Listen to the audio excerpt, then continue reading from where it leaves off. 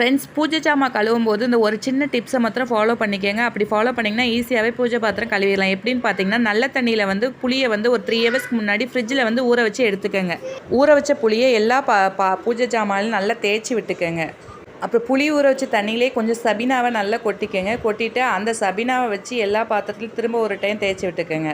அதுக்கப்புறம் உங்கள் வீட்டில் ஆரோ வாட்டர் இருந்ததுன்னா ஒரு அரை பக்கெட் வச்சு அந்த ஆரோ வாட்டரை வச்சே பூஜை ஜாமான் கழுவுங்க. அப்போ தான் நீங்கள் கழுவி எப்படி வைக்கிறீங்களோ அதே மாதிரி இருக்கும்.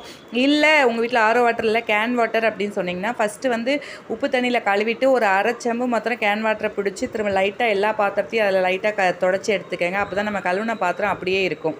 கழுவுன பாத்திரத்தை வந்து ஒரு டிஷ்யூ பேப்பரோ இல்லை ஒரு நல்ல துணியை வச்சு நல்லா தண்ணி இல்லாமல் தொடச்சி எடுத்துகிட்டு அதுக்கு மேலே திருநாரை மாத்திரம் அப்ளை பண்ணி விட்டுக்கோங்க. நீங்கள் எப்படி கழுவி வைக்கிறீங்களோ அப்படியே இருக்கும்.